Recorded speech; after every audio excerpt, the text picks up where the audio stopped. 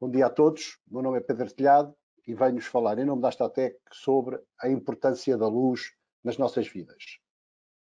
Falo-vos aqui também de uma expressão que foi escrita, de uma afirmação que foi escrita pelo Alvin Toffler, em que realmente ele fala nas mudanças tão rápidas do ponto de vista tecnológico e na nossa sociedade, que mesmo as pessoas mais ligadas ao conhecimento e à tecnologia têm dificuldade a acompanhar. Esta afirmação do Alvin Toffler não teria muito de especial, mas passa a ter quando ela foi escrita no verão de 65. E no verão de 65 era lançado este carro, o DKV, para quem gosta de carros, tinha um motor rotativo, que era um motor Wankel. Os portugueses emigravam em força, portugueses de baixo conhecimento e de baixa condição social, para a França, nomeadamente para ir para Paris, para os Bidonvilles, e em 65 era o Dr. António Oliveira Salazar o nosso primeiro-ministro. E, portanto, isto para dizer que, relativamente à luz, efetivamente, a nossa relação com a luz tem milhares de anos, como seres humanos. A luz artificial tem alguns milhares de anos, a luz artificial elétrica tem cerca de 100 anos, mas nos últimos anos o conhecimento que nós temos da influência da luz em nós, seres humanos, e a tecnologia da luz artificial evoluiu tanto que realmente é algo que nós temos que estar constantemente a tentar perceber e a evoluir no conhecimento e na melhor utilização da tecnologia. Porque nem sempre utilizar a melhor tecnologia pode significar o melhor resultado. Então, para começar, vamos falar da luz natural. A luz que chega à Terra, a energia que chega à Terra, a luz provém do Sol. Provém do Sol por via direta ou por via indireta quando refletida na Lua. Isto pode parecer uma situação estática, mas não é. Em nada da luz natural é estático. Ela varia ao longo do dia e ao longo do ano. Porquê? Porque a Terra tem um movimento de rotação sobre si própria, sobre um eixo imaginário. Essa rotação tem um período de cerca de 24 horas e que dá origem ao dia e à noite. E tem um movimento de translação à volta do Sol que lhe dá origem às 4 estações do ano, para nós, Portugal, para outras estações, para outras regiões do ano. Tudo isto é dinâmico. Tudo isto, a luz que nós recebemos ao longo do dia e ao longo do ano varia. Perante esta fotografia, aquilo que eu vos posso dizer, para mim, e vou-vos dizer uma coisa que ainda não tinha dito, mesmo para aqueles que estavam a ouvir, é que muitas das coisas que eu estou aqui a dizer é a minha opinião pessoal, é a minha sensibilidade pessoal. Podem concordar, podem não concordar, mas claramente, se não concordar, também gostaria de ouvir a vossa opinião. Mas muitas das coisas que eu escrevo aqui, eu próprio indico, como já viram em alguns dos slides, que eu ponho a fonte de onde eu fui buscar esta informação. O que é que eu vos posso dizer desta fotografia? Para mim, ao nascer do sol, eu começo a ver, na verdadeira acessão da palavra, portanto, porque sem luz eu não via, começo a distinguir contornos, ainda não vejo propriamente as cores, mas começo a ter alguns contrastes e, conforme o sol avança, eu vou começar a ver cada vez melhor e já com cor, etc. O que é que eu posso dizer mais? Eu gosto do nascer de sol. Esta ambiência, esta luz quente do nascer de sol, o reflexo na calote do céu, para mim é um momento muito bonito. Ou seja, eu emociono-me com esta fotografia. Aquilo que acontece num terceiro nível, que eu não me apercebo, mas é natural, é interior de cada um de nós, é que biologicamente o nosso corpo vai se adaptando, vai produzir, vai energia, vai me preparar para o dia e para que eu tenha energia física para que eu possa trabalhar durante o dia. O dia avança, eu estou aqui numa situação de um céu limpo, ao meio-dia, uma luz mais fria, muito mais intensa e muito mais marcante. Oposto, final do dia, espetáculo natural e ambiente urbano, muito bonito. Mais uma vez, o aspecto, digamos, emotivo da ambiência está cá. Mais uma vez, o meu processo de visão muda. Eu começo a ver de uma forma diferente, com menos percepção de cor, até perder a visão. E o meu corpo começa, de uma forma automática e natural, a preparar-se para o tempo de descanso. Como é que nós vemos? Nós vemos por contraste. Nós não vemos a luz, como eu vos disse. Portanto, eu não consigo ver a luz. O que eu consigo ver é a luz refletida nos corpos. Eu vejo por contraste. De intensidade de brilho, de mais luz, menos luz. Luz e sombra. Texturas. Cores. E é isto que eu vejo nesta fotografia. Para além disso, aquilo que eu poderia dizer é que estamos perto do meio-dia solar, porque eu consigo ver que toda esta sombra está muito coincidente com o próprio objeto que a produz, mas que ao longo do dia esta sombra movimenta-se. Mais uma vez, há dinamismo. Se eu não tivesse um dia claro, tivesse um dia enublado, esta fotografia pode não ser muito feliz, porque não é uma fotografia a cores, é uma fotografia a preto e branco, mas quando nós temos um dia com nuvens, a luz deixa de ser tão marcante nos objetos, é difusa, não provoca sombra e, portanto, a minha visão não é tão nítida num dia como este, para além de a própria reprodução de cores não estar a 100%. Isto tudo também para vos então, chegar a esta parte da minha apresentação, deste webinar, que é falar-vos do ciclo circadiano, ou ritmo circadiano, como lhe queiram chamar. Portanto, é o nosso ciclo biológico, tem cerca de 24 horas, e essencialmente ele é influenciado pela luz. Então, se seguirmos este ciclo de 24 horas, vamos começar aqui, manhãzinha cedo, aqui por volta das 6 da tarde, em que começamos a ver que a nossa pressão sanguínea sobe, deixamos de produzir melatonina, começa a haver aqui o movimento intestinal, começamos aqui a produzir cortisol, aqui começamos a estar mais alertas, máxima coordenação, por aí fora, ok? Até que, ao pôr do sol, o nosso corpo, a nossa glândula pineal, começa a produzir a melatonina. A glândula que produz o cortisol é a suprarrenal. Então, são duas glândulas que nós temos e, conforme o nosso ritmo circadiano, elas entram em ação. E a melatonina tem, efetivamente, o efeito de reduzir a atividade do nosso corpo até a um ponto onde estamos no nosso sono profundo, e aqui é uma parte importantíssima, digamos, da noite, porque há uma recuperação do nosso corpo, há uma regeneração celular necessária, digamos, à nossa sobrevivência e ao nosso envelhecimento saudável. Outra forma de vermos o ritmo circadiano é vendo as curvas de produção destas duas substâncias. Começando o dia, eu começo a produzir cortisol, ok? E, portanto, a minha energia sobe, a minha capacidade de reação e de raciocínio aumenta e vai reduzindo ao longo do dia. Por contrário, a melatonina é produzida durante a noite, atinge o pico, na tal sono profundo que eu vos disse, e depois começa a descrescer e permitir que nós vamos começando a acordar e a preparar-nos para o dia que começa. Ok? Portanto, esta é algo que nós não controlamos, mas é algo tão importante como a nossa visão. Isto também se aplica a todos os animais.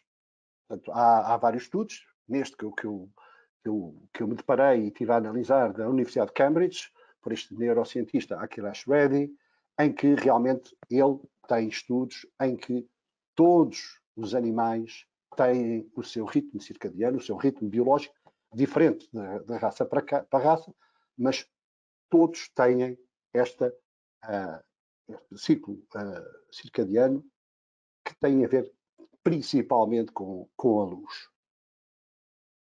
esta questão do ritmo circadiano é tão importante que estes 3 cientistas, Jeffrey Hall, Michael Robash e o Michael Young, ganharam o Prémio Nobel da Medicina em 2017 pelas descobertas que fizeram sobre o ritmo circadiano, nomeadamente também relativamente a todas as plantas.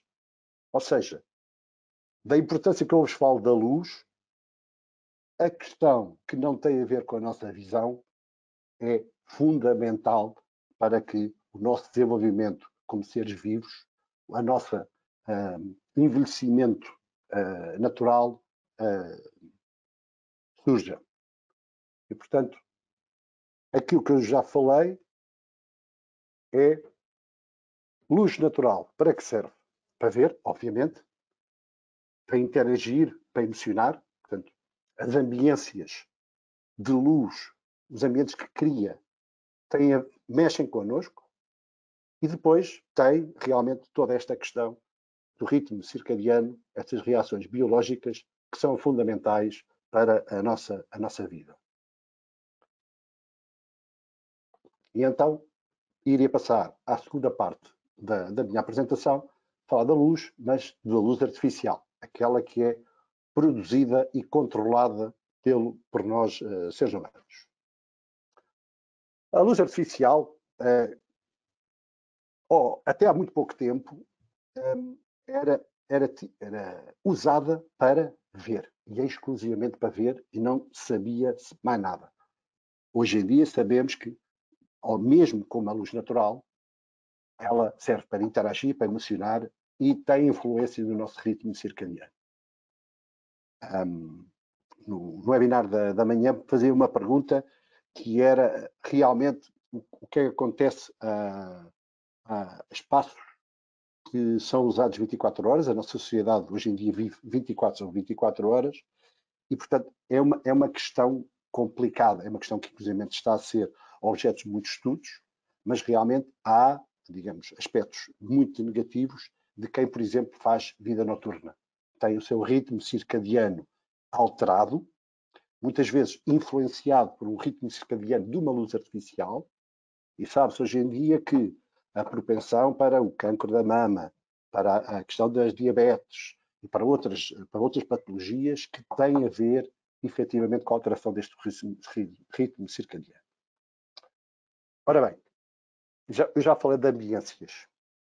E quando eu falo de ambiências, e quando eu falo de luz artificial, e com luz artificial que eu trabalho, eu trabalho com luz artificial, também trabalho com luz natural, mas até mais o trabalho de tratar a luz natural é mais com a parte, digamos, da arquitetura e, digamos, dos edifícios e como eles podem aproveitar essa energia maravilhosa. Mas fazer projeto de iluminação é criar ambiência. E, vendo esta fotografia, eu também posso dizer que vejo, me emociono, etc. E é verdade, não é? Mas eu não posso deixar de fazer um paralelo entre esta imagem e a imagem que mostrei anteriormente. Ok?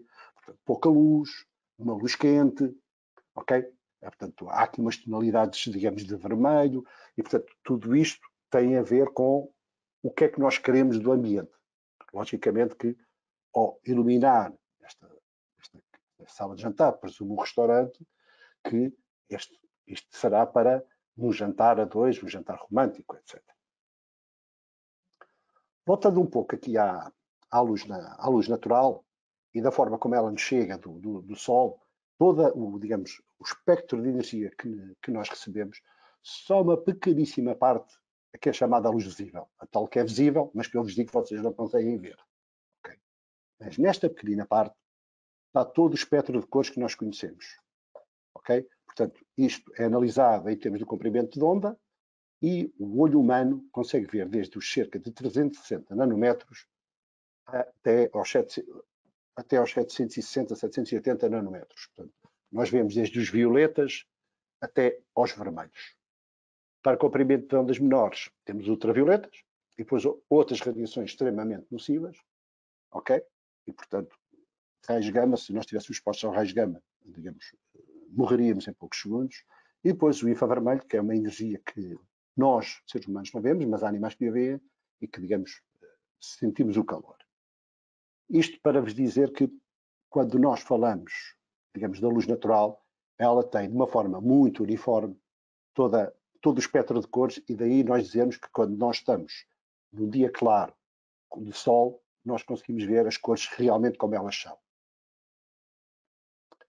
A primeira fonte de luz que foi criada pelo homem, utilizada pelo homem, foi o fogo, quando o ser humano descobriu o fogo e que o conseguia controlar. Isso significou que o ser humano, pré-histórico, começou a fazer tarefas noturnas que sem esta fonte artificial de luz não a conseguia fazer. Temos registros e portanto estamos a falar de centenas de milhares de anos ou de milhões de anos. Registros, digamos, vamos chamar das primeiras luminárias feitas pelo homem, da ordem dos 70, 80 mil anos antes de Cristo, e tem a ver com pequenas rochas, pequenas conchas, onde os seres humanos punham musgo, utilizavam gordura humana, animal, perdão, para fazer lume.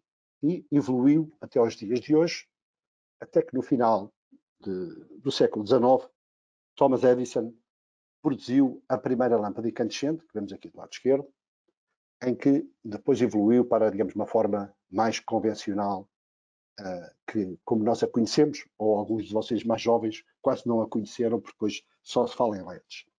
Mas esta lâmpada produz luz de uma forma muito semelhante à do Sol, ou seja, a incandescência. O Sol é um elemento que está incandescente e este filamento de tungstênio que esta lâmpada tem também está incandescente, e dizer-se que a lâmpada incandescente reproduzia muito bem as cores. A tecnologia nesses últimos 100 anos evoluiu brutalmente, nos últimos 10 ainda mais, com a tecnologia LED, mas nada da relação nossa com a luz, quer seja natural, quer seja artificial, mudou. E, portanto, teremos que ter muito cuidado quando estamos a utilizar, digamos, toda esta tecnologia, terá que ser a nosso favor. Não só o próprio fonte de luz, o LED, que é muito pequenino, evoluiu, como toda a tecnologia de fabrico das luminárias e de design das luminárias evoluiu muito. Portanto, eu diria que hoje em dia, do ponto de vista de produção de luz artificial, nós temos uma enorme panóplia que nos permite escolher exatamente o tipo de fonte de luz artificial que nós queremos. Ora bem, e como é que nós vemos? Okay? Portanto, aquilo que eu vos posso dizer é que 80% da informação que nós recebemos do meio que nos rodeia vem através da visão. Ok? Isto é um corte do nosso olho. No fundo, aquilo que nós vemos é a luz refletida neste objeto, que neste caso aqui é um lápis, e que é projetada através de uma lente, que aqui no nosso olho é o cristalino, em que se reflete aqui neste ecrã, que no nosso caso é a retina. Okay? E temos aqui a íris, que funciona como um diafragma de uma máquina, ou a máquina funciona como a íris, em que controla a entrada de luz dentro do nosso olho. Ok? Se nós formos ver aqui a nossa retina mais em detalhe, aquilo que acontece é que nós temos, para o processo de visão, duas células extremamente importantes, os bastonetes e os cones. Os bastonetes, em maior número, e chama-se bastonetes porque têm, efetivamente, uma forma de um pequeno bastão, são o tipo de células que nós utilizamos quando temos níveis baixos de luz. Ok? O bastonete permite-nos ver com níveis muito baixos, mas não consegue identificar a cor. Daí se dizer que à noite todos os gatos são pardos. E temos os cones, em que também se chamam cones pela sua forma, em que são sensíveis à cor, mas só são ativados com a presença de luz mais intensa. Ok? Daí nós que à noite, quando começamos a ter menos luz, nós não conseguimos distinguir as cores. Nós temos três tipos de cones. Um que é sensível ao vermelho, outro ao verde e outro ao azul. Em inglês, Red, Green and Blue. RGB, que muita gente fala nos RGBs. E, portanto, há esta teoria, a teoria tricromática, que realmente nós interpretamos as cores com base nestas três cores primárias, e é da mistura das três cores primárias que nós conseguimos ter toda a paleta de cores com que nós vemos. nós temos cerca de 6 milhões de cones na nossa retina. Mas, e mais uma vez, o conhecimento científico veio nos ajudar e investigadores da Universidade de Michigan, há muito pouco tempo, detectaram e fizeram estudos em que existe um terceiro fotorreceptor. E esse terceiro fotorreceptor veio revolucionar um pouco como é que nós interagimos com a luz. Porquê? Porque este terceiro fotorreceptor é uma célula diferente dos cones e dos bastonetes, mas que realmente reage à luz. É um pouco porque isso podia perguntar, então, se um cego, como é que um cego sabia se era dia ou noite? O cego sabe exatamente porque tem este terceiro fotorreceptor que lhe permite identificar, não do ponto de vista de visão, mas do ponto de vista sensorial, o seu ritmo circadiano. Mas se até aqui eu estávamos a falar do olho humano e esta máquina espetacular que nós temos, esta é a parte mais simples. Porque quando, digamos, a retina transforma em impulsos elétricos e transmite ao nosso cérebro por um nervo óptico, aqui é que a porca torce o rabo. Porque se aqui até que era simples, tudo agora é diferente. Porquê? Porque o nosso cérebro é interpretativo. O nosso cérebro tem memória. O nosso cérebro registra as nossas experiências. E isto faz com que eu veja o mesmo objeto iluminado de forma diferente de quem está ao meu lado. E é este aspecto que nós, enquanto projetistas de iluminação, devemos usar, porque nós não vemos como máquina fotográfica, nós não vemos, ou nós não medimos a luz através de um luxímetro, nós sentimos a luz, nós reagimos às ambiências. E tem a ver com a nossa experiência. Okay? Muitos de vocês sabem que, em termos de projeto, e para projeto nós temos que ter uma métrica, e essa métrica, normalmente utilizada em iluminação, é o lux. O lux é uma medida de luz. O lux é 1 lumen por metro quadrado. O lumen é a unidade que mede a luz que sai de uma fonte luminosa. Portanto, 1 lumen, 10 lumens, 500 lumens, mede a luz que essa fonte de luz produz. E o metro quadrado é o metro quadrado. Portanto, quando temos 1 lumen a chegar a 1 metro quadrado, nós temos um lux. Mas agora vejam isto. Eu consigo ver esta paisagem e eu pus aqui 10 mil luxes para não me chamar exagerado, mas eu podia pôr aqui 50 mil ou 80 mil luxes, porque se calhar é isso que eu tenho aqui. A norma para a iluminação de interiores, a 12464/1, diz-me que eu tenho que ter 500 luxes neste posto de trabalho. Mas eu, numa situação de lua, uma noite, no campo, eu consigo ver com lux ou mesmo com menos de um lux. E então vocês poderiam perguntar, então para que tantas normas, porque é que nós conseguimos ver efetivamente? Ora bem, portanto, o nosso olho adapta-se, mas realmente há muitos estudos em que têm a ver com a necessidade de luz para cada uma das tarefas, tem a ver com o conforto, digamos, da nossa visão, tem a ver com a fadiga ocular e, portanto, esses estudos levaram-nos, que no caso aqui dizem que a situação ideal para nós vermos uma tarefa, digamos, administrativa, sejam 500 luxes. Mas eu vou complicar um bocadinho mais a coisa. É que nós não vemos os luxes. O nosso olho não vê um luxo. O nosso olho não vê a luz que chega ao plano de trabalho. O nosso olho interpreta a luz que sai desse plano de trabalho. Ou seja, imagine esta secretária que está aqui. Deixa-me agradecer a este professor Nuno Machado. Eu tirei isto, digamos, de um curso online digamos, ensino secundário. Este professor Nuno Machado, que eu não faço a minha ideia quem seja, mas agradeço muito porque realmente este slide ajuda-me imenso a explicar realmente, às vezes, os erros que nós cometemos e que, às vezes, nós não percebemos porquê, o que é que está a acontecer.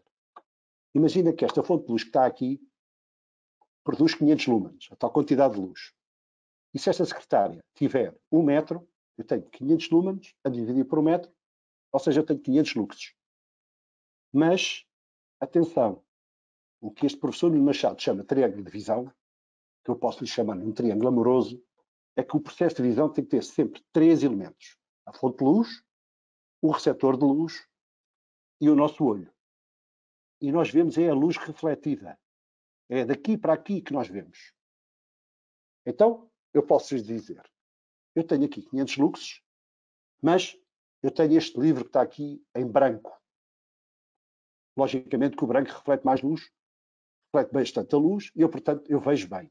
Mas eu podia pôr este livro, praticamente preto, com umas letras cinzentas, e eu, apesar de ter os mesmos 500 lux aqui, porque se eu pusesse um lux inter lá em cima, era isso que ele me ia dizer, mas eu via pior. Exatamente por isto. É porque eu não vejo a luz que chega ao plano de trabalho, eu vejo a luz que sai do plano de trabalho. Ok? E isto, quando eu vos falar de alguns exemplos mais à frente, vocês vão perceber o que é que eu vos quero dizer.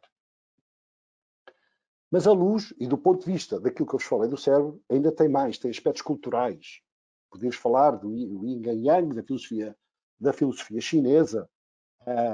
Posso falar, digamos, do que, digamos, para quem é cristão e para quem é cristão católico, em que a luz tem realmente um papel fundamental na mensagem que nos é transmitida. A ponto de São João dizer na sua primeira carta que o Todo-Poderoso é a luz, Deus é a luz, nele não há trevas. Portanto, eu desde pequeno sou influenciado sobre o papel da luz na minha vida. A de baixo, embora, digamos, aqui também tem um cariz religioso, mas também pode ter futebolístico, não é? Porque se for, digamos, da torcida do Flamengo, se calhar dizer neste momento que Jesus é a luz deles, mas enfim, isto para vos dizer que há aspectos que não são objetivos, são subjetivos, que influenciam a forma como nós vemos. Duas questões importantes, e aquilo que eu vos falei do cérebro que registra experiências, digamos, tem memória. A acluofobia é a fobia racional à escuridão. A psiquiatria, a pessoa que tem esse medo, possui a acluofobia, geralmente originado num trauma que ocorreu em algum momento da sua vida, geralmente na infância. Ok? Portanto, eu posso estar a ver a mesma coisa que alguém ao meu lado, mas se eu tenho acluofobia, eu vou ter medo. Ok? E todos nós, de alguma forma, temos a acluofobia no sentido em que, se nós formos entrar num corredor escuro, nós sentimos, pelo menos, desconfortáveis. Um indivíduo nictofilíaco é que tem uma atração mórbida pela escuridão. E se formos à cultura, se formos à arte, a luz tem um papel fundamental. E, portanto, tudo isto tem a ver com o papel da luz na nossa vida, que não tem só a ver com aspectos físicos, mensuráveis, mas tem a ver com aspectos metafísicos, tem a ver com experiências, tem a ver com memórias e tem a ver com, digamos, com o nosso desenvolvimento enquanto ser humano. Eu vou buscar aqui, digamos, algumas expressões do Luís Kahn, e porque me parecem bastante, que me ajudam bastante aqui nesta minha apresentação.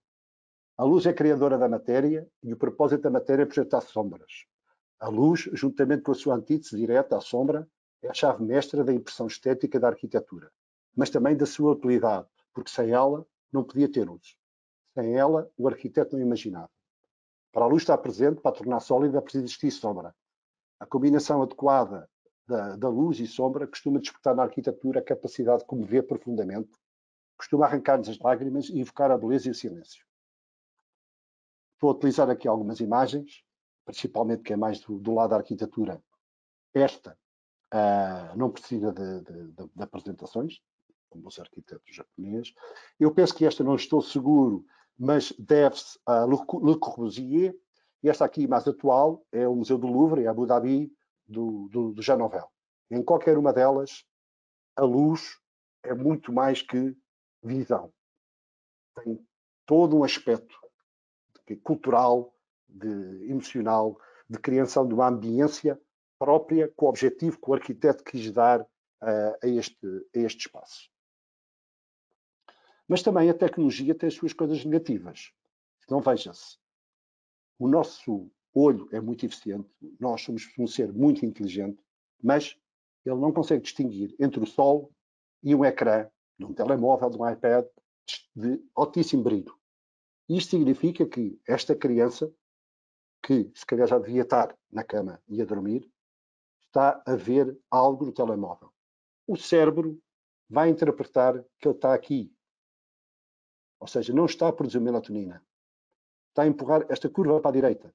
Ou seja, e estudos que existem é que entre o desligar do telemóvel e entrarmos no sono profundo pode demorar mais 1 hora e meia, ou mesmo 2 horas. Isto significa menos tempo de descanso que o nosso corpo tanto precisa para se autorregenerar. Outro aspecto muito negativo é a poluição luminosa. A poluição luminosa não é culpa dos LEDs, ela já existia, mas porque excesso de luz, principalmente nas cidades, e fala-se tanto de eficiência energética, há que ter a noção de que uma luminária, toda a luz que sai dessa luminária para o hemisfério superior é perda de energia e é poluição luminosa pura. Além disso, temos a luz, se temos excesso de luz, que reflete no chão e volta para o céu, também é poluição luminosa. Sabemos que as cores frias, portanto mais do espectro, do lado esquerdo, com comprimentos de onda menor, viajam mais e, portanto, fazem maior poluição luminosa. Aqui estou a utilizar, digamos, uma entrevista feita ao astrofísico Raul Cerveira Lima, em que ele diz: as lâmpadas LED brancas, o último grito, estão a tornar a noite cada vez mais dia. Nunca houve tanta luz à noite como agora. Estão a entrar em massa nas nossas casas e estão a ser postas em massa no exterior. E segundo ele, as LEDs brancas que simulam o dia estão a transformar a paisagem noturna, a serem instaladas sem qualquer ponderação, ou pelo menos com pouca, sobre os seus efeitos na nossa saúde, nos ecossistemas e no ambiente. Portanto, temos aqui 2 exemplos bastante nocivos do que a tecnologia nos pode trazer em termos de nós, seres humanos ou do meio ambiente. Ora bem, então, e toda esta conversa para chegar aqui, que é, então, quando nós pensamos em iluminar espaços que por alguma razão não vão ter luz natural, ou porque são espaços fechados, ou porque são espaços que vão ser utilizados também durante a noite, como é que nós devemos iluminar? O que é que eu vos posso dizer? Primeiro, a iluminação é muito maltratada em Portugal, o projeto luminotécnico é muitíssimo maltratado em Portugal e é uma tarefa complexa. Eu diria multidisciplinar, porque tem que ter um pouco de engenharia, tem que ter um pouco de arquitetura, de design, ou até um pouco de arte. Deixa-nos dar aqui só 2 exemplos, porque também com este já vamos um bocadinho longe no tempo. Imaginem um corredor comprido, curto, como queiram, largo, mais estreito, mas num escritório, num hotel de charme ou numa residência de idosos. Vou iluminar todos da mesma maneira? Não. Eu vou ter que criar ambiências diferentes. Ok? Não nos podemos esquecer das normas, não nos podemos esquecer dos regulamentos, mas nunca percamos aquilo que nós queremos quando estamos a iluminar é criar ambiências. Eu, num corredor de escritório, se calhar tenho que ter uma luz ligeiramente mais fria, não fria, mas ligeiramente mais fria. Eu tenho que criar um ambiente dinâmico e claramente que as pessoas possam deslocar com fluência e que realmente se concentrem no seu trabalho. Um hotel de charme, um corredor de acesso aos quartos, é uma zona de transição. Eu estou nas zonas públicas, quer seja no restaurante, no lobby, e vou para o meu espaço íntimo, que é o meu quarto. O corredor tem que preparar essa transição. Ou seja, eu tenho que ter uma iluminação que claramente indique o caminho, que eu me sinta confortável, não pode haver ambientes muito escuros. Eu tenho que saber claramente onde é que está a minha porta, mas eu tenho que ter um ambiente calmo, para que quando chegar ao meu quarto eu já estou a preparar para, em princípio, para ir descansar, para ir dormir. Ok? Se eu falo de um corredor para um lar da terceira idade, o que é que acontece? É uma zona residencial e, portanto, deve ser tratada como uma ambiência, digamos, acolhedora, uma luz quente, mas eu tenho que aumentar os níveis de luz. Porquê? Porque as pessoas, conforme a idade avança, perdem faculdades na sua visão. E, portanto, eu tenho que fazer com que, digamos, essa pessoa que utiliza esse corredor se sinta confortável, seguro e que todos os obstáculos sejam bem iluminados. Para terminar, um último exemplo. O espaço comercial. Vamos falar, por exemplo, de um supermercado. O que é que acontece? Hoje em dia, embora vocês possam não perceber, começa a haver alguns requintes de malvadez na iluminação do espaço comercial, por exemplo, no ramo alimentar. Porquê? Porque a peixaria está iluminada com uma luz mais fria, o pão com uma luz mais quente, a zona de tudo que é frutas e legumes, o índice de reprodução de cor é mais cuidado, ou chegamos à zona dos vinhos, temos uma luz mais baixa, uma luz mais quente, e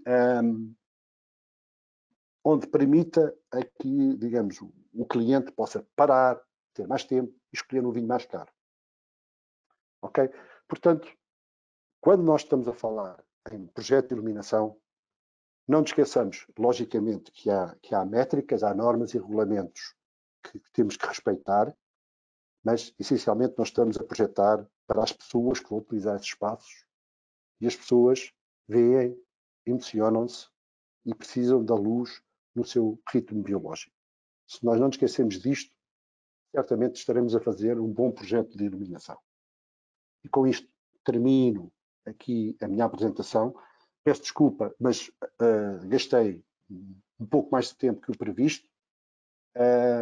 Espero que deem este tempo como bem bom investimento e espero que vos tenha ajudado nas vossas tarefas profissionais de como usar a luz.